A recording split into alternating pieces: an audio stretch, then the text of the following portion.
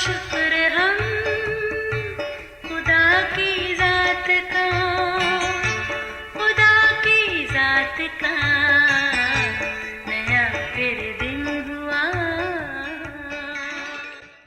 آج کی آیت، سو تو اس کے آئین اور احکام کو جو میں تجھ کو آج بتاتا ہوں ماننا، تاکہ تیرا اور تیرے بعد تیری اولاد کا بھلا ہو، اور اس ملک میں جو خداوند تیرا خدا تجھ کو دیتا ہے تیری عمر دراز ہو۔ استثنا 4 باب 40ویں آیت۔ عزیزو، ہم انسان کس قدر احسان فراموش ہیں۔ کسی مشکل میں پڑے ہوں تو دہائی دیتے ہیں، پر جب آزاد ہو جائیں تو اپنے محسن کو یاد کرنا تو دور کی بات، پیچھے مڑ کر اسے دیکھنا بھی گوارا نہیں کرتے۔ یہی حال بنی اسرائیل قوم کا بھی تھا۔ خدا اپنے زور بازو اور بلند ہاتھ سے انہیں مصر کی غلامی سے نکال کر لایا، اور ان کے باپ دادا سے کیے عہد کے مطابق اس سرزمین پر لے جانا چاہتا تھا جہاں دودھ اور شہد بہتا ہے۔ 40 سال بیابان میں سنبھالا اور اچھی سے اچھی نعمتوں سے ان کی پرورش کی۔ اب جب وہ اپنی منزل کے بالکل قریب تھے، اس ملک میں مناسب زندگی کے لیے خدا انہیں اپنے آئین اور احکام سے آگاہ کرنا چاہتا تھا، تاکہ ان کا بھلا ہو، اور اس ملک میں جو خدا ان کو دینے والا ہے ان کی عمریں دراز ہوں۔ اس مقصد کے لیے اس نے موسیٰ کو اپنے پہاڑ سینا پر بلایا۔ خدا موسیٰ سے اور بھی باتیں کرنا چاہتا تھا۔ اس دوران جب موسیٰ کو واپس آنے میں دیر ہوئی تو اس قوم نے گمراہی کا راستہ اختیار کیا۔ ہارون کی مدد سے اپنے لیے سونے کا دیوتا بنا کر یہ بھی مان لیا کہ یہی وہ خدا ہے جو انہیں ملک مصر سے نکال کر لایا۔ بات صرف یہاں تک نہیں تھی، انہوں نے اس کے آگے قربانیاں گزرانی، کھانے کھائے اور خوشی بھی منائی۔ افسوس، وہ خداوندوں کے خدا کو بھول گئے اور موسیٰ کا بھی انتظار نہ کیا۔ عزیزو، کلام مقدس میں لکھا ہے کہ جب خدا موسیٰ سے باتیں کر چکا تو اسے نیچے لشکرگاہ کے حالات سے آگاہ کرتے رخصت کیا۔ اس وقت موسیٰ کے ہاتھ میں پتھر کی وہ 2 لوہیں تھیں جن پر خدا نے آئین اور احکام لکھے تھے۔ وہ اس قوم کو منظم اور بھرپور زندگی گزارنے کے لیے دینا چاہتا تھا۔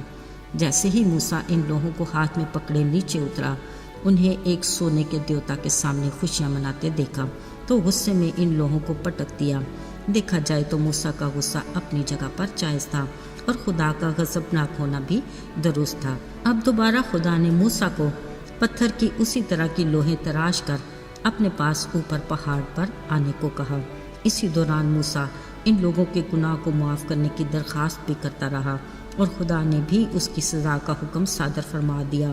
مگر یقیناً بنی اسرائیل قوم کے ساتھ ہمارا تجسس بھی بڑھ گیا ہوگا کہ آخر ان پتھر کی 2 لوہوں پر خدا کے کون سے احکام درج تھے۔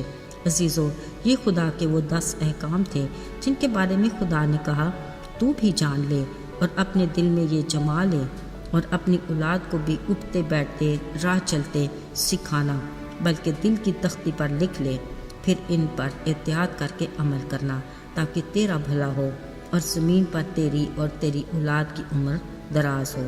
آئیے ان 10 احکام کے بارے میں جانتے ہیں۔ پہلا حکم، میرے حضور تو غیر معبودوں کو نہ ماننا۔ عزیزو، یاد رہے ہماری زندگی میں کائنات کے خدا کے سوا کوئی اور دوسرا خدا نہیں ہونا چاہیے۔ فقط وہی ہماری زندگی کا اہم حصہ اور ہماری خواہشات کا مرکز ہونا چاہیے۔ دوسرا حکم، کوئی تراشی مورت نہ بنانا۔ ساتھیو، اس حکم کا تعلق بتوں کی پوجا سے ہے۔ اکثر ہم اپنے گناہوں کی مناسبت سے اپنے دیوتا بنا لیتے ہیں جن کا ہماری ذات اور احساسات پر خاص اثر ہوتا ہے، مثلا مال و دولت، کوئی کھیل، خوراک، نشاور ادویات، کوئی دوست، ٹی وی، فلم یا ہم خود بھی۔ یہ سب کچھ کسی نہ کسی طرح ہماری ذات کے لیے ہی بت بن جاتے ہیں۔ تیسرا حکم، خدا کا نام بے فائدہ نہ لینا۔ بے فائدہ سے مراد فضول میں غیر متعلقہ طور پر بولتے رہنا، بیکار بولنا، خدا کے خلاف ناحق کچھ کہنا، خدا کی قسم کھانا یا خدا کے نام کو بے ادبی سے یا پھر مذاق کر لینا۔ چوتھا حکم، سبت کا دن پاک ماننا۔ خدا نے ہمارے آرام کے لیے ہفتے میں 1 دن الگ کیا ہے۔ خود خدا اس کا عملی نمونہ ہے۔ انہوں نے 6 دن میں پوری کائنات کو تخلیق کیا اور 7ویں دن آرام کیا۔ ہفتے کا پہلا دن یعنی سبت اتوار کا دن ہے۔ یہ دن خدا کی طرف سے مقرر ہے کہ ہم خدا کی شکر گزاری اور عبادت کے لیے اضافی وقت گزاریں۔ پانچواں حکم، اپنی ماں اور باپ کی عزت کرنا۔ ہمیں غیر مشروط طور پر اپنے والدین کی عزت کرنی چاہیے۔ ان کا احترام کرنا ہمارا فرض ہے، کیونکہ خدا نے انہیں ہماری سرپرستی کے لیے رکھا ہوا ہے۔ اپنے والدین کی اہمیت کو پہچان کر ان کی قدر کریں، اور اس کے ساتھ خدا کی عظیم برکت کا وعدہ بھی ہے، یہ کہ تیری عمر دراز ہوگی۔ چھٹا حکم، تو خون نہ کرنا۔ عزیز و روایتی طور پر اس حکم کو یوں لکھا گیا ہے کہ تو خون نہ کرنا۔ ویسے عبرانی میں قتل اور خون کے لیے مختلف الفاظ استعمال کیے جاتے ہیں۔ تاریخ میں قائن کا اپنے بھائی ہابل کے قتل کا پہلا ریکارڈ ہے۔ اس طرح کے سلسلے آج تک جاری ہیں۔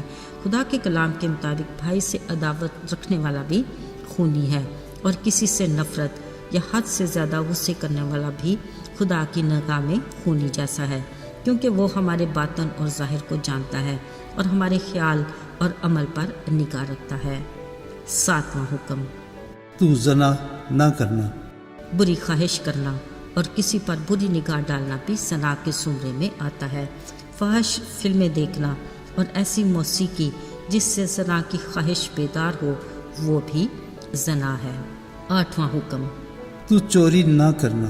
امتحان کے دوران نقل کرنا، انکم ٹیکس چرانا، دوران ملازمت مالک کا وقت چرانا، ماں یا باپ کے پرس سے بغیر بتائے پیسے لینا بھی چوری میں شامل ہے۔ پھر ڈاکہ یا نقب لگانا بھی چوری ہی تو ہے۔ نوواں حکم، تو پڑوسی کے خلاف جھوٹی گواہی نہ دینا۔ عزیزو، عدالت میں بیان حلفی جھوٹ کے طور پر بولا جاتا ہے۔ سچ کو طویل بیان کرنا بھی جھوٹ ہی ہے۔ جعل سازی بھی سراسر جھوٹ ہے۔ یاد رہے، خدا کے کلام میں جھوٹ بولنے والے کا باپ ابلیس ہے۔ خدا جھوٹ کے بارے میں انتہائی سنجیدہ ہے، جس کی سزا دوزخ کی آگ ہے۔ 10واں حکم، اپنے پڑوسی کے گھر کا لالچ نہ کرنا۔ لالچ اس چیز کی ایسی خواہش جو قانونی طور پر ہماری نہیں، لالچ کہلاتا ہے۔ لالچ ہمارے لیے دیگر گناہوں کا دروازہ بھی کھولتا ہے۔ دنیا کا مال و دولت جمع کرنا اور زندگی کی آسائش کی آرزو بھی لالچ ہی ہے۔ خدا کے کلام میں سخت الفاظ اس کے لیے استعمال کیے گئے ہیں، یعنی نفع کا لالچی اس کی جان لے کر ہی چھوڑتا ہے۔ لالچ بناؤں کو اندھا کر دیتا اور صادقوں کی باتوں کو پلٹ دیتا ہے۔ میرے عزیزو، آج کل ہمارے لیے بھی خدا کے یہی احکام انتہائی ضروری ہیں، جن پر عمل پیرا ہو کر ہم اپنی زندگی کو منظم اور بھرپور طریقے سے گزار سکتے ہیں۔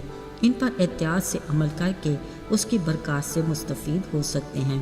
ان کو خدا کے حکم کے مطابق اپنے بچوں کے ذہن نشین کرنا ہمارا اولین فرض ہے۔ عزیزو، آئیے کچھ دیر کے لیے یہ فرض کرتے ہیں کہ ہم ایک گہرے گڑھے میں پڑے ہیں۔ اس سے نکلنے کا راستہ فقط ایک سیڑھی ہے جس پر 10 سٹیپ بنے ہیں، اور ہر سٹیپ پر ایک حکم لکھا ہے۔ اس سیڑھی پر قدم رکھنے کا ایک ہی اصول ہے کہ ہم صرف اس سٹیپ پر پاؤں رکھ سکتے ہیں جس حکم پر ہم عمل کر رہے ہیں، اور جس حکم پر ہم نے اب تک عمل نہیں کیا اس کو سکپ کر دیں۔ ذرا سوچئے، ایسے میں کیا ہم اس گڑھے سے آسانی سے نکل سکتے ہیں؟ خیر، کوشش کرتے ہیں۔ ایک دن ہم سب احکام پر عمل کر کے اس گڑھے سے نکلنے میں کامیاب ہو جائیں گے۔ خدا ایسا ہی کرنے کی توفیق دے، آمین۔ آئیے دعا کریں۔ آئے ہمارے آسمانی باپ، ہم شکر گزار ہیں کہ تو اپنے وعدے کے مطابق ہمیشہ ہمارے ساتھ ہے۔ ہمیں حکمت عطا کر کہ ہم تیرے آئین سیکھ سکیں۔ ہمیں توفیق عطا کر کہ ہم ان پر احتیاط سے عمل کرنے کے لائق ہوں۔ یسوع کے جلالی اور مبارک نام میں مانگتے ہیں، آمین۔